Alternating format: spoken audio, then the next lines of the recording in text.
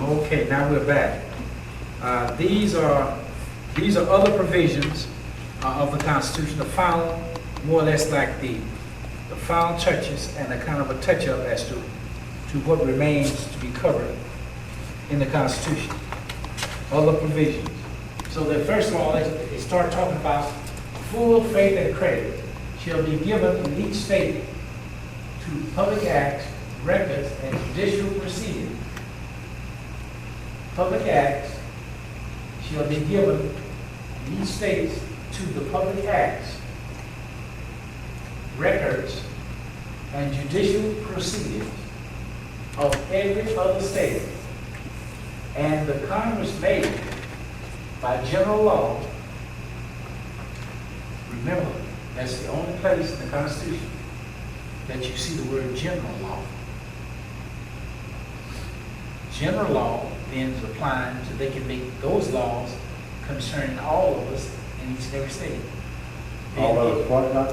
In all of the states. Oh, okay. General. So if this means general, if they specifically say general laws here, what does those other laws mean? We'll get to that. Remember that. General law prescribes the manner in which such acts, records, and proceedings shall be proved and the effects thereof. You know what that means?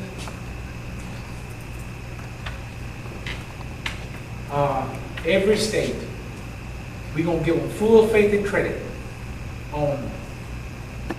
You remember we talked about the Dred Scott decision. If that state have them in, they're still enslaved in that state, and they come to this free state, we have to recognize the slavery status of that slave from this other state. Follow me? That's full faith and credit of each state for their laws. Another one that you better watch out for, somebody's asking him, arguing about this, but it doesn't seem to bother me. It seems to bother people who are uninformed. They're talking about, what about the gays that are being married in Hawaii? And they're talking, oh, when they come here, we got to recognize them. Yeah. We got to recognize them. Do we have to recognize them? The same way we do the slave. Now, if you want to do this kind of behavior, you have to go back to Hawaii to do it. You know, we got laws in Nevada where different things are okay. That doesn't mean that you come in Texas and do some of the things they do in Nevada. So that case is similar circumstance. Somebody's trying to frighten us. Oh, they're going to make it. Now, I don't know if they're trying to frighten us or trying to make us accept it. So when they come here, they hear all the laws and we can supposed to sit back. No, it doesn't mean that. We respect your laws, but there's nothing here. No inheritance property tax you can get here because your spouse is homo, because Texas doesn't recognize that. Now, you can own all the property you want. In Hawaii, that's just an example. Could be wrong, but that's just my interpretation. Person don't know too much about it. It's an interpretation. The citizens of each state shall be entitled to all privileges and immunities of citizens in the several states. That's another thing added on to that. The citizens of each state shall be entitled to all the privileges. Now, what are privileges and immunities? In my state, you don't have the privilege to do that type of act. And any immunities, you're welcome to it when we do it in Texas. Now, what you did over there in Hawaii, those privileges are not accepted here. Not in Texas. These privileges here are given to you, and I think that's small p or small I, or by man, I believe. I don't know. Well, even if they were capitalized and given to you by God, in each state you have the same privilege. You are entitled to all the privileges. Now, when we talk about privileges, we're talking about freedom and rights. But now, a privilege that you had in Texas due to slavery again, wouldn't have that privilege there as a free person, you see. So you have to read over that and compare what they're actually saying. They're not telling you that, okay, you from Hawaii, and you come over here and you're supposed to get all the rights with this other party that you married. That's not what he's saying. But some of them want you to believe that. You have to abide by the laws of the state you're in. That's right. I will respect your laws. That's all I said. I will respect your laws in Hawaii, but I'll also export you if you break ours. Yeah. Now you go back to Hawaii and do everything you want to do, but not here. I respect it, and I'm not going to arrest you because that's what you believe. But I can send you out of here. That's what they're saying. Other things, a person charged in any state with treason, felony, or other crime, who shall flee from justice and be found in another state shall, on demand of the executive authority of the state from which he fled, be delivered up to be removed to the state having jurisdiction of the crime. That's pretty much self-explanatory, I believe. No person, here's a change in the 13th Amendment. No person held to service or labor in one state under the laws thereof, escaping into another, shall, in consequence of any law or regulation therein, be discharged from such service of labor, but shall be delivered up on the claim of the party to whom such services or labor may be due. That's what we're talking about. That's a Dred Scott decision. I like that notation down there at the bottom. It says, see second 13th Amendment. Yeah, that's another one. And maybe we'll probably get to it too. When we get that other amendment. There was another one that was approved by 1819, I believe, when Virginia did it. New states may be admitted by Congress into this union, but no new state shall be formed or erected within the jurisdiction of any other state, nor any state be formed by the junction of two or more states, or parts of states, without the consent of the legislators of that particular state. That's what I was asking about the union, concerned as well as of the Congress.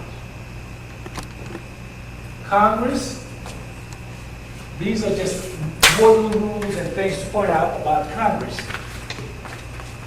Congress shall have power to dispose of and make all needful rules and regulations respecting the territory of other property belonging to the United States.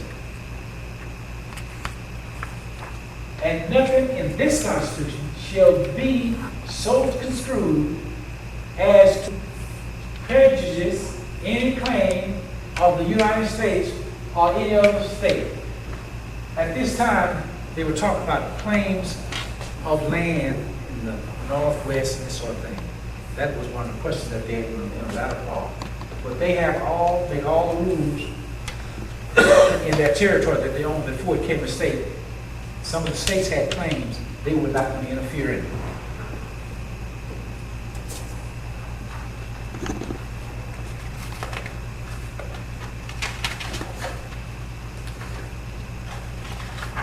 Now, Section 4, Clause 1.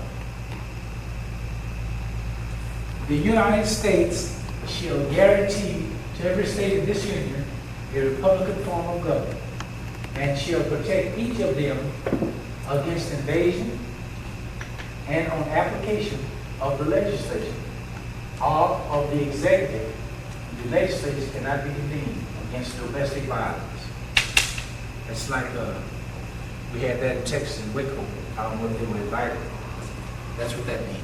I like the key on that section there. It says a republic form of government. Republican form of government, right. I mean, that is not talking about any kind of party. Then No. And it didn't say anything about a democratic form of government either, did it? No, only a Republican form of government. Those are things that they're supposed to guarantee to us, but they seem to start to strip them away from in the Senate, election of the president, and those things. A Republican form of government means that you're supposed to be able to do anything that you want to do as a sovereign, as long as you don't hurt his person or his property. That's what a Republican form of government. No injured party. Huh? As long as you don't have an injured party. That's right. That's what the penal code verifies. But I got a whole 5-6 page on the Republican form of government, what they've done. It's just surprised I've collected so much over the years. Now this is one that really this is the one. Now I'm gonna leave you some food for thought on this one. I'm not gonna go into it as much, but they'll at least give you something to think about, I'm sure. Here we go. The Congress, whenever 2/3 of both houses shall deem it necessary, shall propose amendments to this Constitution, or on the application of the legislatures, state legislatures, shall call a convention for proposing amendments. Either one of these ways is where you can propose amendments, which in either case shall be valid to all intended purposes as part of this Constitution. They are proposing up here, but when ratified by the legislatures of 3/4 of the several states. These are the two methods here that you propose them, and when ratified, they will become part of it. Or, the way, by convention in 3/4 thereof, as the one or the other mode of ratification may be proposed by the Congress. Provided that no amendment which may be made prior to the year 1808 and shall in any manner affect the first and fourth clause of the 9th section of the first article. And you know what that was, we talked about that, okay? And that no state.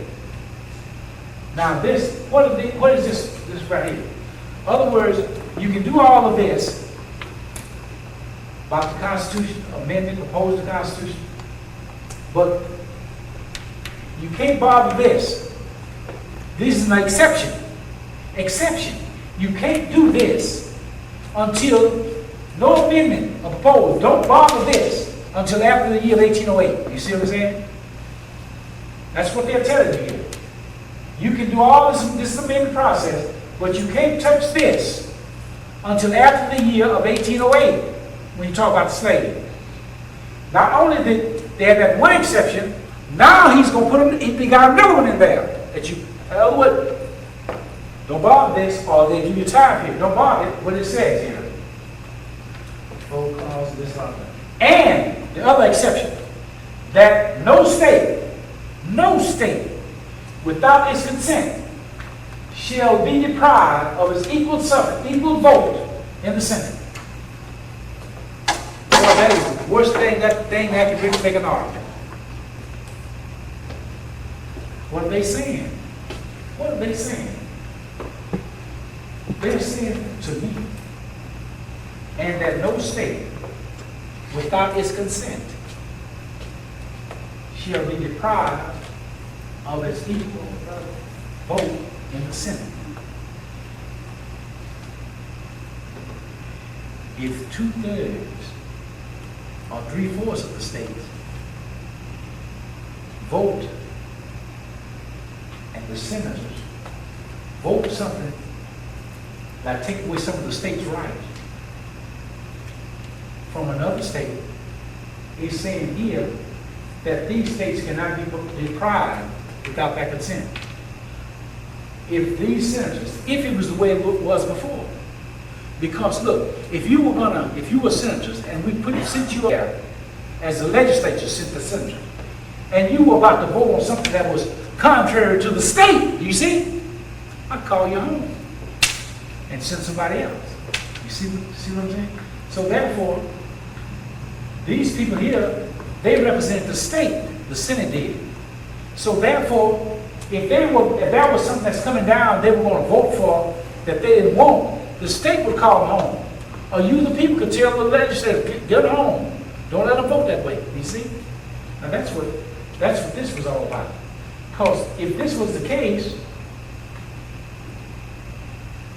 three-fourths of the other country could vote to take away all the laws of Maryland or anybody. You see, they could vote. I'll vote you. This is their Republican form of government. You can't deprive these people of its equal suffrage, equal vote in the Senate. So, and there have been arguments that these people here, if you try to change their vote, it doesn't apply to them.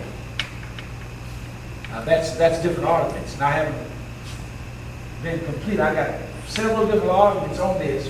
Doesn't agree with that, what I'm saying, but I'll just stick to that one for now. Are there any questions? Now, first of all, when I say this about amendments, somewhere, I remember amendments are supposed to be for what? To make better or clarify or make better. Well, see, we have that. So to make better or clarify is absolutely right.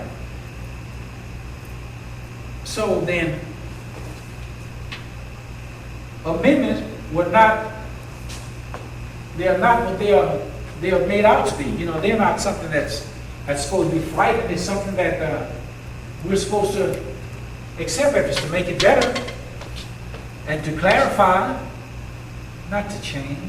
It doesn't even make sense to anybody who's thinking that you're going to approve a constitution, you the sovereign, and the state, its people, cannot change. That's like me. I work for the state. I can change it and give myself a raise. You know? So that's what's happening. Now this is 6. All debt, contract, and engagement entered into before the adoption of this Constitution shall be valid against the United States. Against who? The United States. As it was under this Constitution, as under the Confederate Articles of Confederation. Okay? This is 6, clause 2. But how was the other Articles of Confederation? Huh? They said debts. Huh? Any debts. If they owed some money. Other words, we're going to take it. We're going to take those debts. Oh, okay. No. That's what they're saying. The Constitution will. Yeah, okay. All right. This Constitution and the laws of the United States. This is the thing here, boy. I'm going to try it slowly. I'm going to name it. 1, it says, this Constitution. 2, it says, and the laws of the United States, which shall be made in pursuant thereof. The laws of the United States must be in pursuant of the Constitution. Now we're through with that, we're going to bring something else in. And all treaties made, or which shall be made, under the authority of the United States, under the authority of this one here. That's the United States. Shall be the supreme law of the land. We already said this one has to be pursuant to this. So anything that this one, any laws of the United States must be in pursuant to this, and this must be in pursuant to this. So these can be made that's not in pursuant to the Constitution. Is that hard? Not to me. Wow.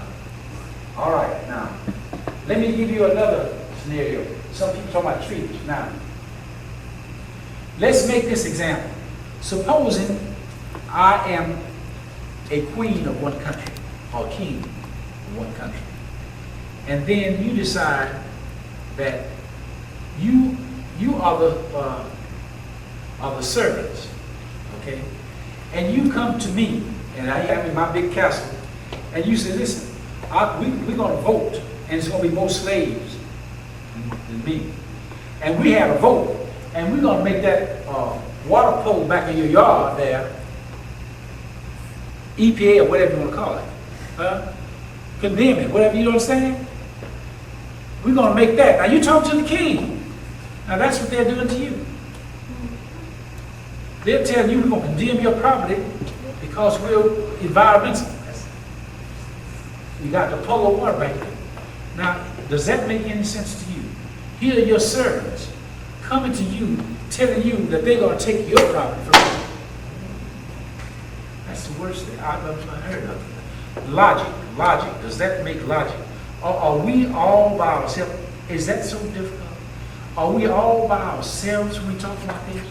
You mean no other American has ever stopped and thought about it? They are sovereign, over and over, sovereign. What is sovereign? Sovereign, you want to look at a case, look at Lansing versus Smith. And even the Supreme Court tells you that you took on all the prerogatives. That means all of the powers over all others that the King of England had. We got dominion. Huh? We got dominion over this country.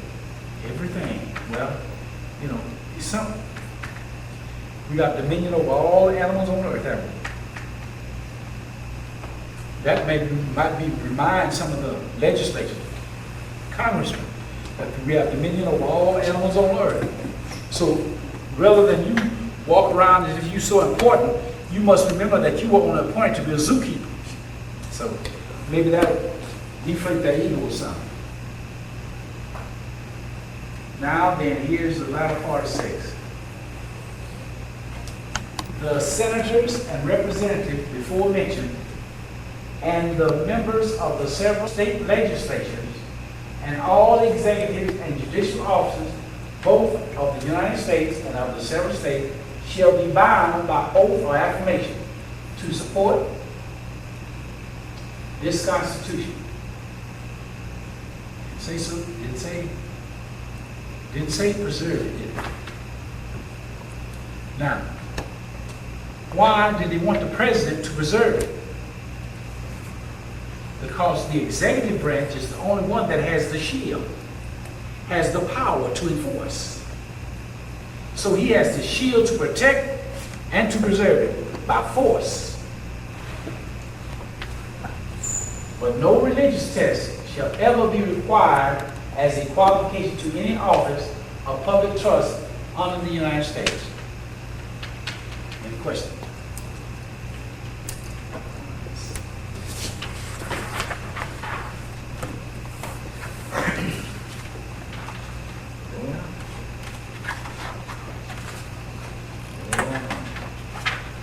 Ratification. Now here we are. Now we're getting ready to ratify this if we can get 9 of the states to ratify it. 9 of the states, the kings and queens, to say it's all right. We can't do anything without that consent. If they don't approve it, it doesn't come into being. So that's what we're doing now. The ratification of the conventions of 9 states shall be sufficient for the establishment of this Constitution between the states so ratified the same. It didn't say all the states. Only the states who ratified it came under this Constitution. Came what? Came under it. Oh, yeah, okay. All the states were not part of it until they ratified it. Okay. Now, over there, they said, what is it, 2/3 or 3/4? This didn't make it, did it?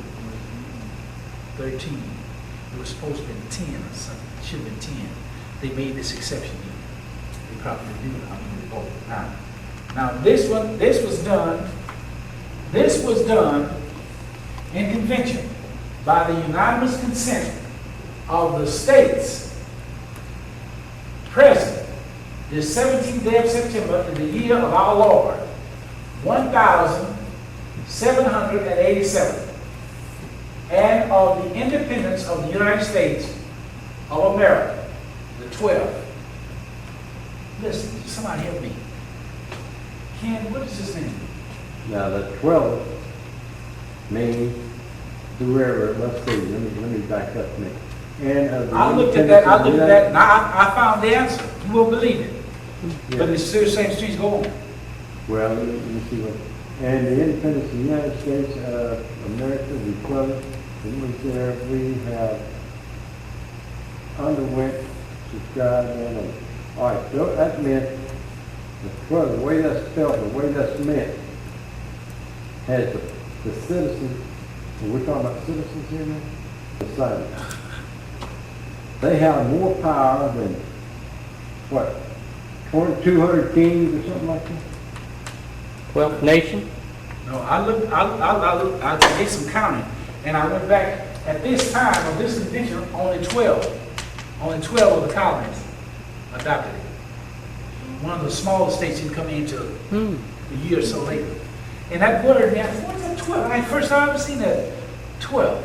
Just come to that. Come in, and I counted only 12 states at that time had adopted it. So that meant there was only 12 states involved. That's right, that's right. Okay, I You'll thought find we were another talking one. about- I forgot the name of one of the smaller states. They didn't, well, it's listed in the book there, back there. Oh, here it is, this is right here. I believe. Let's count it. Let's count it and see. Uh-oh. I might be wrong. Let's count it, huh? What does it say? 1, 2, 3, 4, 5, 6, 7, 8, 9, 10, 11, 12. Rhode Island. Huh? Who's missing? Rhode Island. Okay, I knew it was a small state. There's Rhode Island. She says Rhode Island is missing. They came in late. So that's what that 12 means. Any questions? All right. Now,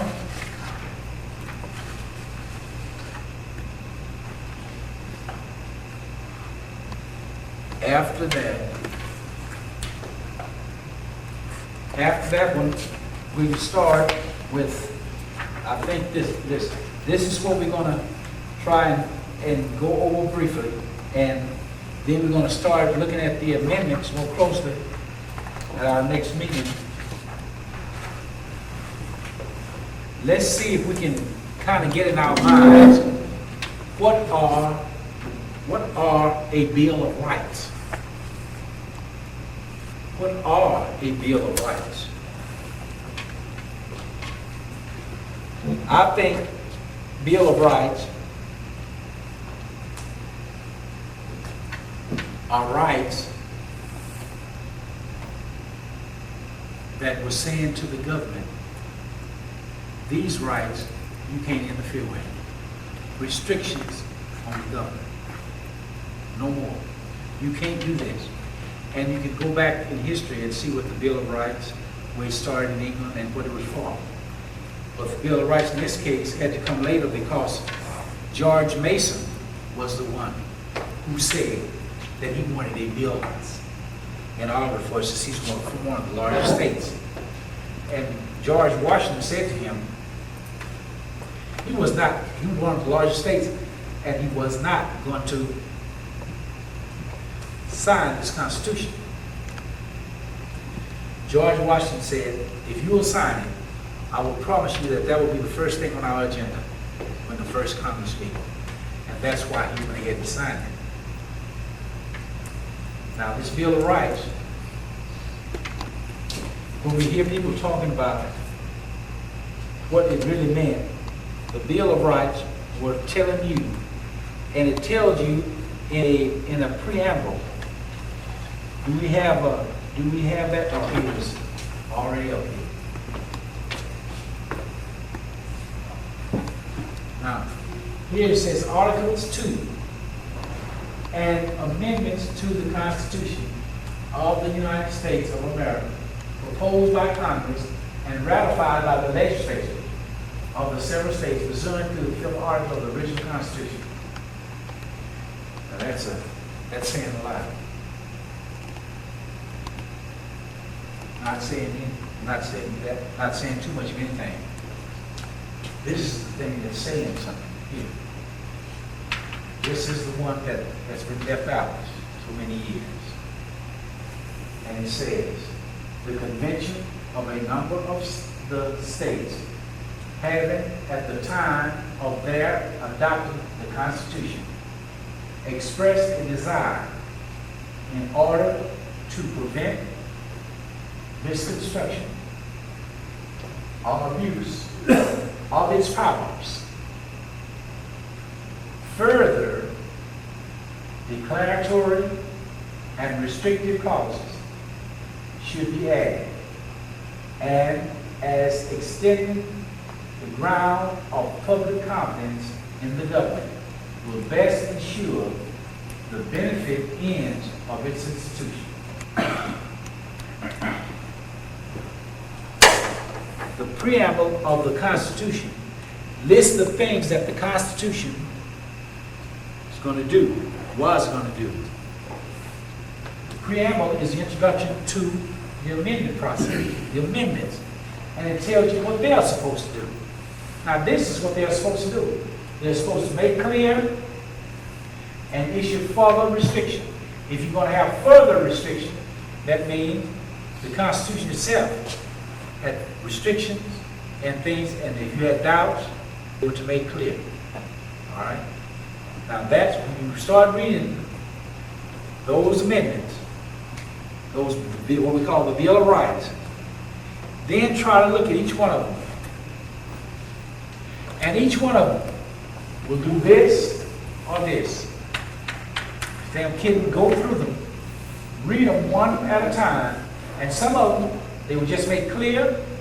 Some of them will have restrictions. Some, one or two, will have a combination of the two in one. So then whenever an amendment is done contrary to the preamble, it's not inconsistent. And anything that's not consistent is repugnant. No. So there you have it.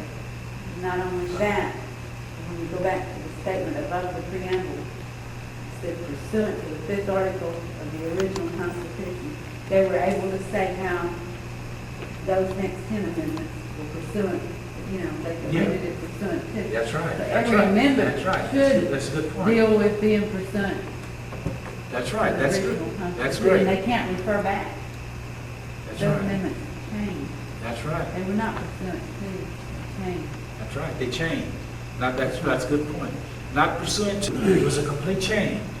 And they're sitting there talking about it every day, that they're going to make more changes. The budget, we got to have the budget, balance the budget. What are you going to balance the budget for? All you have to do is take a vote tomorrow, Monday morning, and it's balanced. Strange thing. But So in other words, it should be impossible for an amendment to actually violate the Constitution, since the Constitution is the supreme law of the land. that's exactly right. But now, let me say something. Let me ask you something. All right. When they make an amendment, it don't affect us, but it affects federal citizens. Well, Is that not true? a lot of things, now when they're making amendments, they're supposed to be making amendments not supposed to affect us anyway.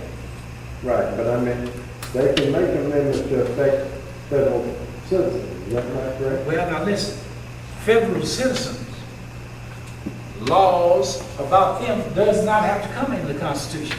Right. The Constitution was written for those people to protect all of the individual states' rights. That's why it was created. Nothing else. So when you say that they have laws, they have these codes, they have the Federal Register, all of these things that we talked about, that's for them. So the amendment's gonna affect them anyway. Listen, and watch this. Let me see if I can find this, so maybe this will help you. I haven't shared this with many people. I'm gonna share, you know how you just keep reading, and then all of a sudden you say, what about this? Look at here, look what I found here. I would not have believed it, but watch it. You remember, listen, you remember back some time ago, and they said someplace about the laws of the United States. Did we say something about that? Did we say something about that? Right here, lady. No, it's one of the, well, you remember when we said the treatise? Remember when we said the treatise? Be pursuant to the Constitution. All right. Now watch it. Pretty long to land. Pursuant. Now watch this. I'm going to sit down here a moment and see if I can say something to you very quietly.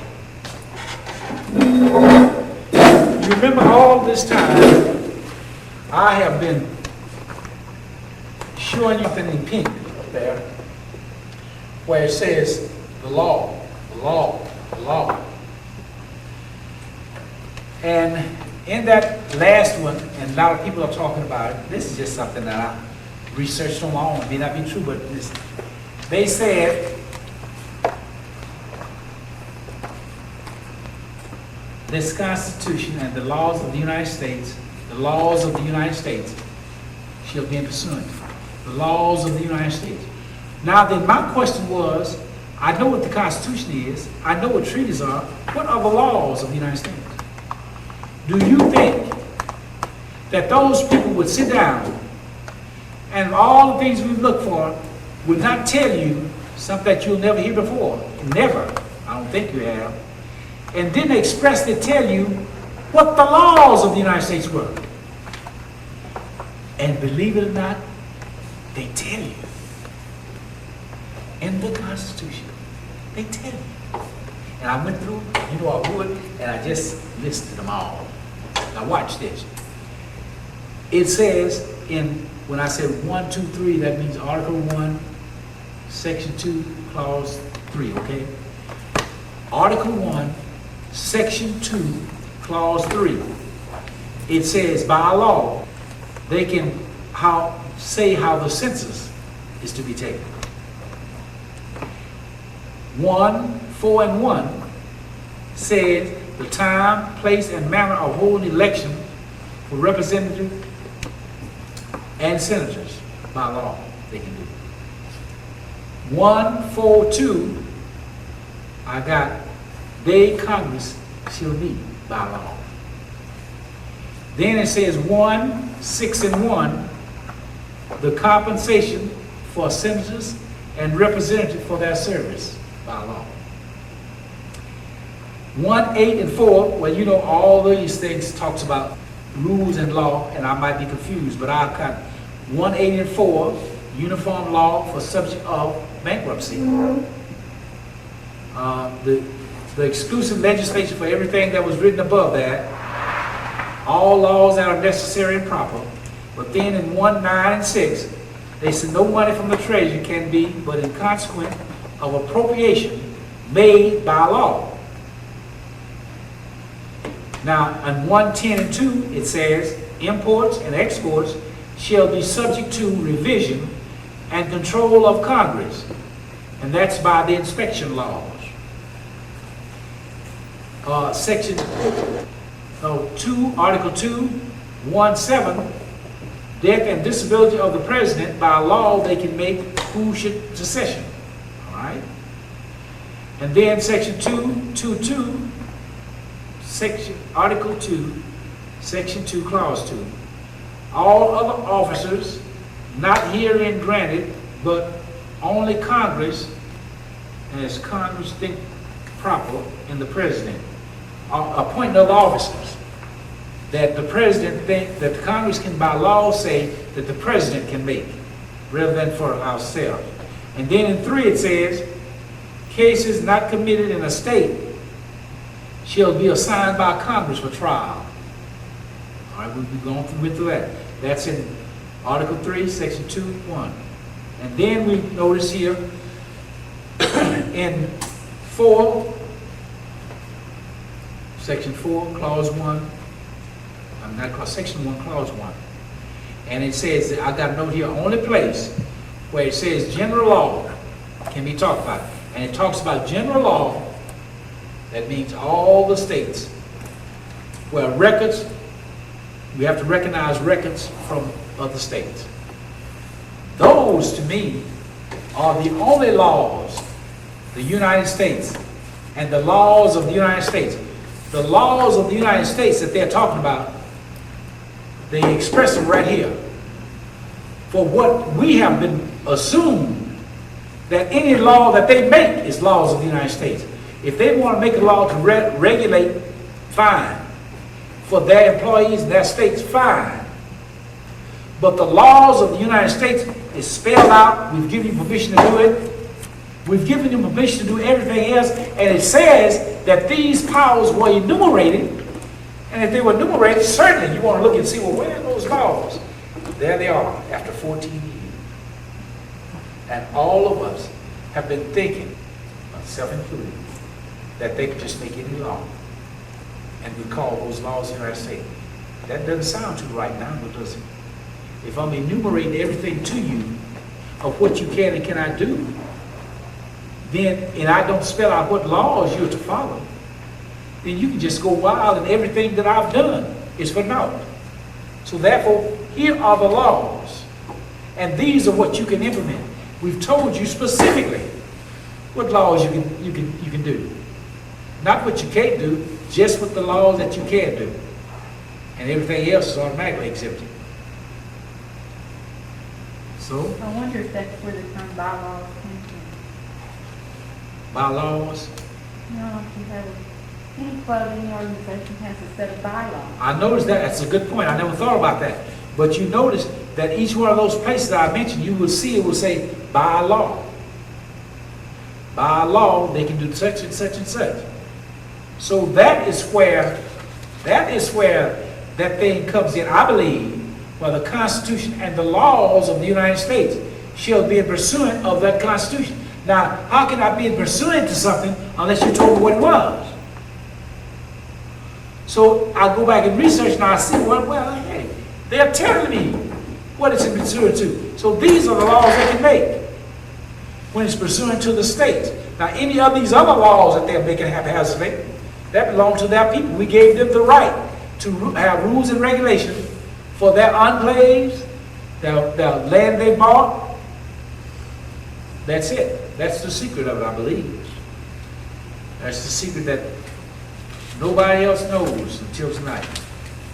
They don't appear to know it, but that's it. So the laws of the United States, I think, will pretty much clarify a lot of this thing for us. Now, next time we meet, we're going to start talking about the Bill of Rights. The Bill of Rights, what they meant, maybe a little historical outline of what they did, what they were doing in the past, and what they are now.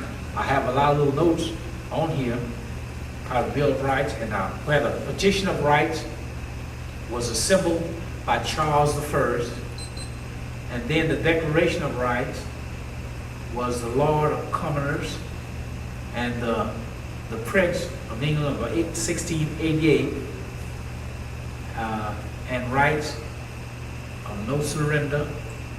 And then we talk about the Bill of Rights by Hamilton in 48, the Federalist Papers number 48.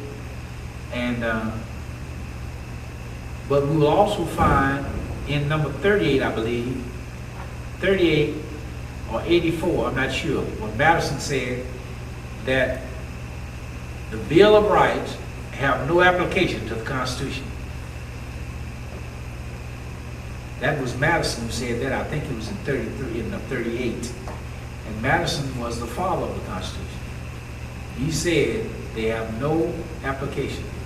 And that was something that was said. Oh, I could look up, but it was something that was said why the Bill of Rights, he said it in such a way that I could never repeat it, but he said something like this. If you wasn't have the rights in the first place to do a thing, why am I going to forbid you to do it? That's one of these smart guys said. Well, why does the Bill of Rights mean anything to you? Why am I going to forbid you to do what you haven't been given the authority to do? In other words, this Bill of Rights is reserving something that Mason wanted. But what he's saying is, why would you want to put them and say they can't do this when we didn't give it to them in the first place? That's all. So that's why he turned around and said there's no application to you at all. And then we start talking about one at a time. We talk about Congress, make no laws. That to me is now that to me, number one, you might think about this for the next time we'll go over it. Number one, Article 1, it seems to me that it comes under the R column, a restriction. Number 2, seems to make something clear, declaration. Number 3, under the R, and maybe you can add something to it. Number 4, D. Number 5, R. Number 6, D. Article 7, D. And I got number 8 is R, and number 9 is D, making it clear, I think. And there may be some combination, but I noticed number 11 it became made clear and restrictive, so to speak. But you might look at those and look for those restrictive parts and those amendments that were simply making something clear. In other words, we have told you in our Constitution what you can and cannot do. Now we're going to just, for our own fit, make it clear to you. Clear it up so there can't be no misunderstanding, no misconception on anybody's part. Here's what you can't do. And so we stretch it to make sure you can't come in our house. You can't search us without warrants and this sort of thing. But you had no right in the first place, so I need not obligate you against that. So I think with that, we might say until next time, we'll try and talk about the Declaration of Independence. And thank you for being here, and we'll take this break. Thank you again.